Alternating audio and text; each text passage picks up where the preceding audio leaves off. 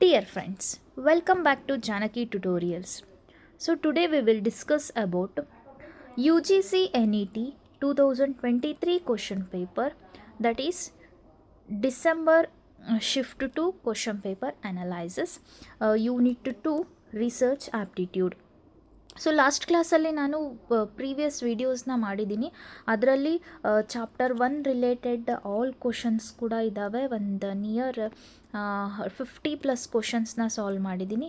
Then ಈ shift ಅಂದರೆ shift to 2023 question ಪೇಪರ್ನ ಇವಾಗ ನಾನು ಸಾಲ್ವ್ ಮಾಡ್ತಾ ಇದ್ದೀನಿ. ಸೊ ಪ್ರೀವಿಯಸ್ ವೀಡಿಯೋದಲ್ಲಿ ರಿಸರ್ಚ್ ಆಪ್ಟಿಟ್ಯೂಡ್ ರಿಲೇಟೆಡ್ ಒಂದಷ್ಟು ವೀಡಿಯೋಸ್ನ ಮಾಡಿದ್ದೀನಿ, ಅವನು ಕೂಡ ವಾಚ್ ಮಾಡಿ. ಚಾನಲ್ನ ಫಸ್ಟ್ ಟೈಮ್ ನೋಡ್ತಾ ಇದ್ದರೆ ಮರಿದೇ ಸಬ್ಸ್ಕ್ರೈಬ್ ಮಾಡಿ. ಬನ್ನಿ ಫ್ರೆಂಡ್ಸ್, ನೋಡ್ತಾ ಹೋಗೋಣ ಏನೇನಿದ್ದಾವೆ ಕ್ವಶನ್ಸ್ ಅಂತ. As per you G C regulations 2018 on plagiarism, a faculty member will invite the penalty of denial of one annual increment if in the submission of a research publication he or she commits plagiarism of level. In case of publishing a research paper, the level of plagiarism, see option number A0, B1, C2 and D3. Mainly plagiarism levels 3 ಇದ್ದಾವೆ, 0 to 3. ಓಕೆನಾ. So ಇದ್ರದ್ದು last time ಏನು ಕೇಳಿದ್ರು, percentage ಕೇಳಿದರು. Level 3ನಲ್ಲಿ ಎಷ್ಟು percentage ಇರುತ್ತೆ ಆ ಥರ.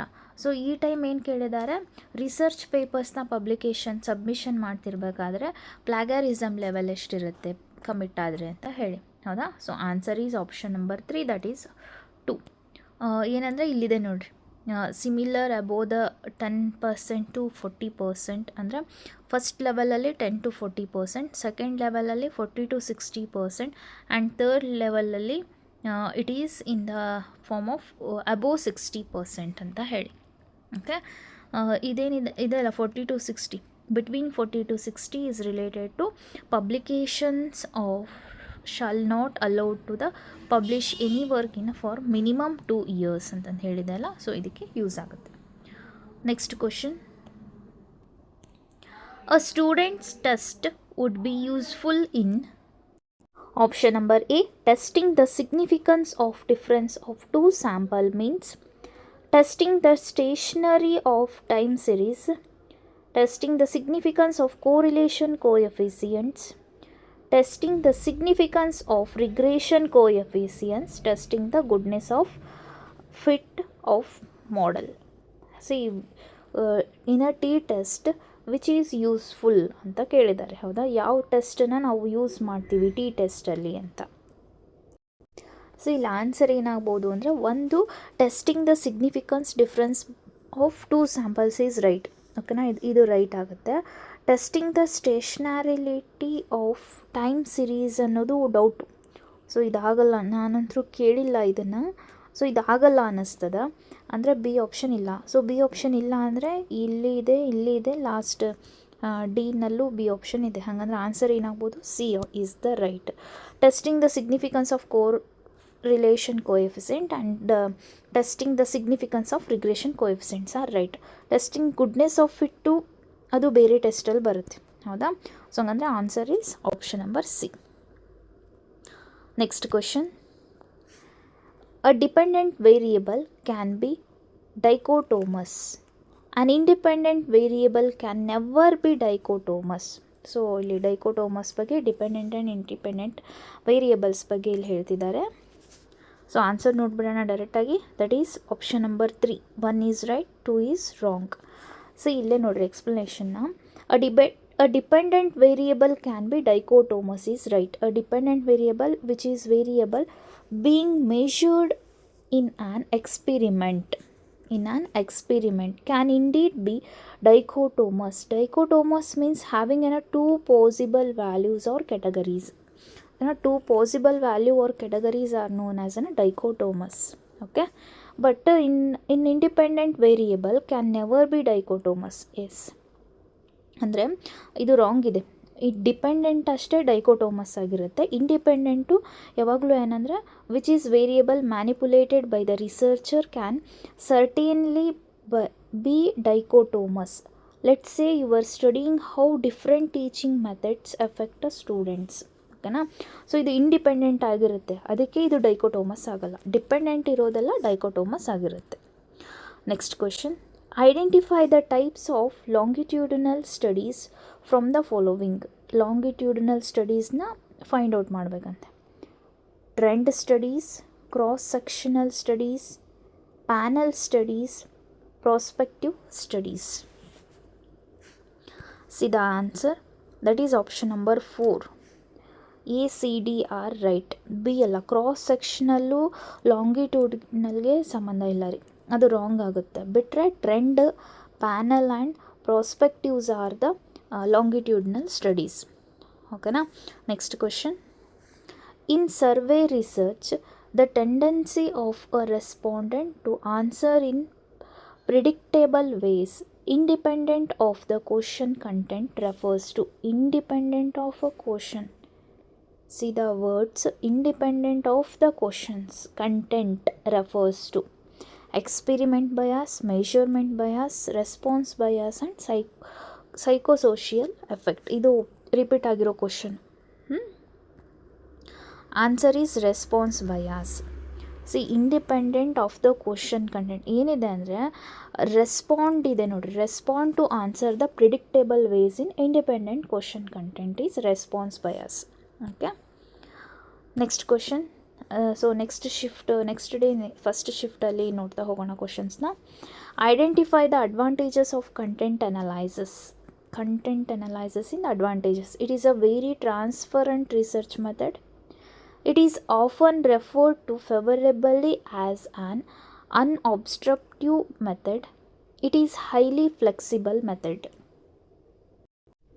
ಸೊ ಒಂದು ಅಬ್ಸರ್ವ್ ಮಾಡ್ತಾ ಹೋದಾಗ ಇಲ್ಲಿ ಕಂಟೆಂಟ್ ಅನ್ನೋದು ಟ್ರಾನ್ಸ್ಪರೆಂಟ್ ಆಗಿರಬೇಕು. This is good. Then content is refer to favourably as an unobtrusive method is right and highly flexible also right. Option number D is the answer. Exactly. Okay. Next question. Identify the measures of dispersion. Measures of dispersion ಅಂದರೆ ಇದು ನಮಗೆ statistical ಬರುತ್ತೆ. ಸ್ಟ್ಯಾಟಿಸ್ಟಿಕಲ್ಲಿ measures of dispersion. See, first one, range, quartile deviation, sum of deviation about mean and standard deviation ಅಂತ ಹೇಳಿದೆ. ಇಲ್ಲಿ dispersion ಇನ್ measures ಬೇಕು. C ಇಲ್ಲೇನಂದರೆ ಈ dispersion ಒಳಗಡೆ ಮೇಯ್ನಾಗಿ 2 ಟೈಪ್ಸ್ ಬರ್ತವೆ. ಅದನ್ನ ಇಲ್ಲಿ ಆನ್ಸರಲ್ಲಿ ಸೊಲ್ಯೂಷನಲ್ಲಿ ನೋಡ್ತಾ ಹೋಗೋಣ. C the 2 main methods of dispersion, absolute and relative. ಒಟ್ಟು ಮೇಯ್ನಾಗಿ ಆಬ್ಸಲ್ಯೂಟಲ್ಲಿ ರೇಂಜ್, ಕ್ವಾರ್ಟೈಲ್ ಡಿವಿಯೇಷನ್, ಮೀನ್ ಡಿವಿಯೇಷನ್, ಸ್ಟ್ಯಾಂಡರ್ಡ್ ಡಿವಿಯೇಷನ್. ಇವನ್ನ ಶಾರ್ಟಾಗಿ ನಾವೇನು ಅನ್ಬೋದು ಅಂದರೆ QD, MD, SD ಅಂತ ಹೇಳಿ. ಓಕೆ. ರಿಲೇಟಿವ್ ಮೆಷರ್ಸ್ ಅಂದರೆ ಈ ಮೆಷರ್ಮೆಂಟ್ಗೆ ಕೋಎಫಿಸಿಯೆಂಟ್ ಅಂತ ಸ್ಟಾರ್ಟಿಂಗ್ ಆ್ಯಡ್ ಮಾಡಿದ್ರೆ ದಟ್ ಈಸ್ ರಿಲೇಟಿವ್ ಮೆಷರ್ಸ್ ಆಗುತ್ತೆ. ಓಕೆನಾ. ಸಿ ಏನಾಗುತ್ತೆ ಅಂದರೆ answer range QD, MD, SD. So range QD, SD ಇದೆ. This is not a MD. ಇದು sum of the deviation about mean ಅಂತ ಹೇಳಿದೆ. This is wrong. ಹಾಗಂದರೆ ಆನ್ಸರ್ ಏನಾಗುತ್ತೆ A, B and D. Option number C. Next question. When 2 variables are related in such a way that when one increases, so does the other, you can conclude that there is no problem with directionality. The 2 variables are positively associated. There are no latent variables affecting the relationship. There is a third variable responsible for the causation between them. So the question is 2 variables are related in a such a way that when one increases, so does the other ಸಂಬಂಧ 1 increase ಆಗುತ್ತಂತೆ. Here the concluding part is answer is option number 2. The 2 variables are positively associated. A positive association between 2 variables means that as one variable increases, other variable also increases. It implies the positive correlation, indicating a systematic relationship in a same direction. Okay. Next question. Identify the advantages of close-ended questions in a survey. Here, this is advantages. Okay. They allow unusual responses to be derived. It is easy to process their answer. They reduce the possibility of variability in the recording of answers. Here the question is advantages of close-ended. So open ended related last time ಕ್ವಶನ್ನ ಕೇಳಿದರು ಹೌದಾ. So ಇವಾಗೇನು ಕೇಳಿದ್ದಾರೆ, close ended related ಕೇಳಿದ್ದಾರೆ. Open ended ಅಂದರೆ ಇವಾಗ ನಾವು ಸರ್ವೆಗೆ ಹೋಗಿದ್ದೀವಿ ಅಂತ ಅಂದರೆ, ಸೆನ್ಸಸ್ಸಿಗೆ ಹೋಗಿದ್ದೀವಿ ಅಂದರೆ ಡೈರೆಕ್ಟ್ ಕ್ವಶನ್ ಮಾರ್ಕ್ ವಿತ್ ಕ್ವಶನ್ನ ನಾವೇನು ಕೇಳ್ತೀವಲ್ಲ ಅವಾಗ ಅವ್ರು ಆನ್ಸರ್ ಮಾಡ್ತಾರಲ್ಲ, ಆ ಆನ್ಸರ್ ಅವ್ರ ಚಾಯ್ಸ್ ಇರುತ್ತೆ. ಓಕೆ. ಸೊ ಇವಾಗ ಅದೇನು ಓಪನ್ ಎಂಡೆಡ್ ಆಯಿತು. ಕ್ಲೋಸ್ ಎಂಡೆಡ್ ಅಂತಂದರೆ ಇವಾಗ ನಾವೇನಾದರೂ ಒಂದು ಕ್ವಶನ್ನ ಕೇಳಿದರೆ ಅವರಿಗೆ 2 ಆಪ್ಷನ್ಸ್ ಕೊಡ್ತೀವಿ, ಎ ಆ್ಯಂಡ್ ಬಿ ಅಂಥೇಳಿ. ಅವರು ಎ ಬಿ ಸಿ ಡಿ ಅಂತ 4 ಆಪ್ಷನ್ಸ್ ಕೊಡ್ತೀವಿ. ಇಷ್ಟರೊಳಗಡೆ ಅವರು ಆನ್ಸರ್ ಮಾಡಬೇಕು. This is close ended question survey ಅಂತಂದು ಹೇಳಿ. ಅಂದರೆ ಅವರಿಗೆ ಚೂಸ್ ಮಾಡಲಿಕ್ಕೆ ಆನ್ಸರ್ನ ಚೂಸ್ ಮಾಡೋದು ಈ 4 ಆಪ್ಷನ್ಸ್ ಒಳಗಡೆ ಚೂಸ್ ಮಾಡಬೇಕು ಹೊರತು ಇದರಿಂದ ಹೊರಗಡೆ ಯಾವ ಆನ್ಸರ್ಸ್ನು ಚೂಸ್ ಮಾಡಬೇಕು. So this is called as close ended questions. ಇದ್ರೊಳಗಡೆ ಬಿ ಆಪ್ಷನ್ ನೋಡಿರಿ, it is easy to process their answers. Yes, exactly. So ಅವ್ರ ಆನ್ಸರ್ಸ್ನ ಅವರು ಈಸಿಯಾಗಿ ಹೇಳ್ಬೋದು. ಅಂದರೆ ಈ 4 ಆಪ್ಷನ್ ಅಲ್ಲ, ಯಾವುದಾದ್ರೂ ಒಂದು ಆಪ್ಷನ್ ಹೇಳಿಬಿಡ್ತಾರೆ ರಿಲೇಟೆಡ್ ಇರೋದು ಅಂತ. They reduce the possibility of variability in the recording of answers. Yes, exactly. Reduce the possibility of variability. So answer ಒಳಗಡೆ ವೇರಿಯೇಷನ್ ಆಗೋದನ್ನು ರೆಡ್ಯೂಸ್ ಮಾಡ್ಬೋದು, ಬಿಕಾಸ್ ಈ 4 ಆಪ್ಷನ್ಸ್ ಒಳಗಡೆ ಆನ್ಸರ್ ಹೇಳ್ತಾರಲ್ಲ ಅದಕ್ಕೆ. But they allow unusual responses to be derived ಇರಲ್ಲ. ಇದರಲ್ಲಿ unusual responses ಇರಲ್ಲ, ಯಾಕಂದರೆ ಈ ಇರೋ 4 ಆಪ್ಷನ್ಸ್ ವ್ಯಾಲಿಡ್ ಆಪ್ಷನ್ಸ್ ಒಳಗಡೆ ಅವ್ರು ಆನ್ಸರ್ ಮಾಡ್ತಾರಲ್ಲ. Actually this is in open ended ಇರ್ಬೋದು ಈ option. Answer is option number B. Next questions. In cross-sectional research, a researcher studies the same population over time.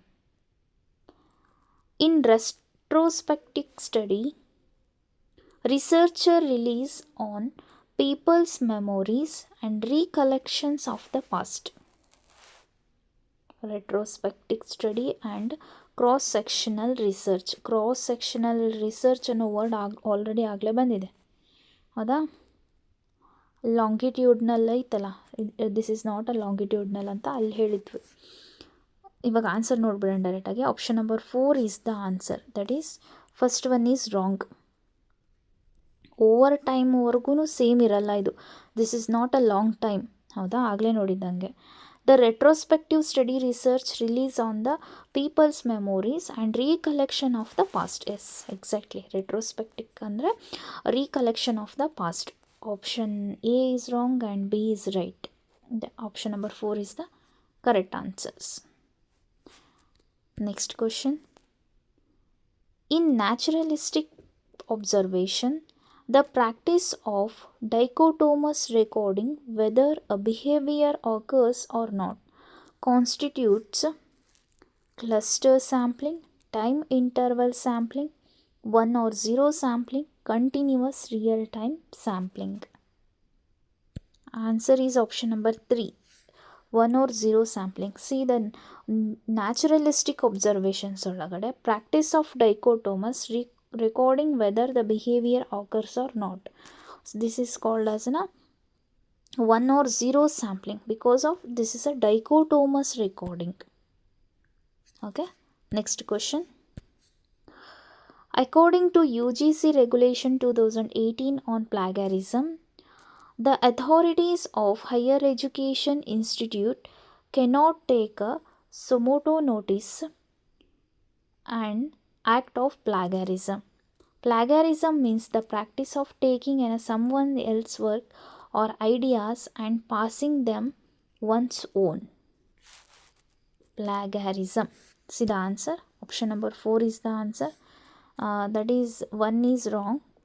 Second one is right. Yes, plagiarism means detect passing the else work ideas passing the one's own ಐಡಿಯಾಸ್ನ copy ಮಾಡೋದು, that is plagiarism, right.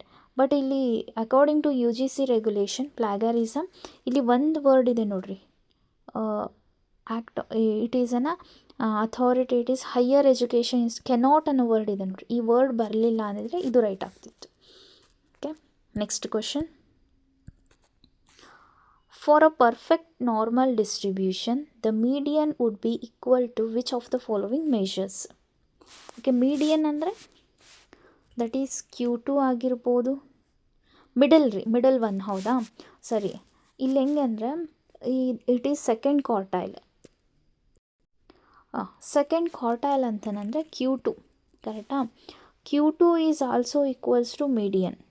Okay, first one is right. Next mean ಇದೆ, then mean is ಇದು ಡೌಟಲ್ಲಿದೆ, ನೋಡೋಣ ಮೀನ್ ಏನಂತ ಹೇಳಿ. 50th percentile.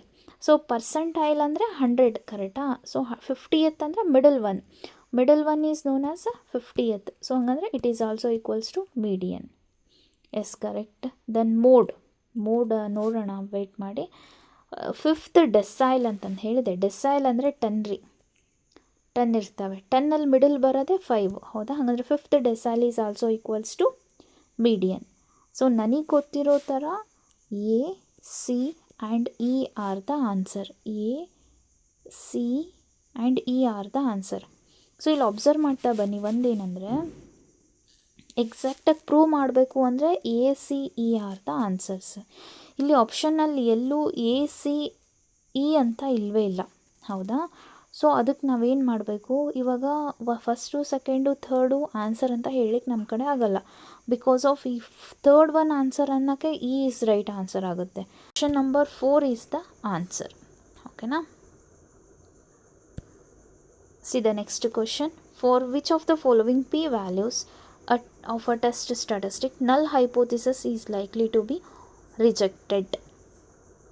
ಡೈರೆಕ್ಟಾಗಿ answer ನೋಡ್ಬಿಡೋಣ. That is option number 2, A and C.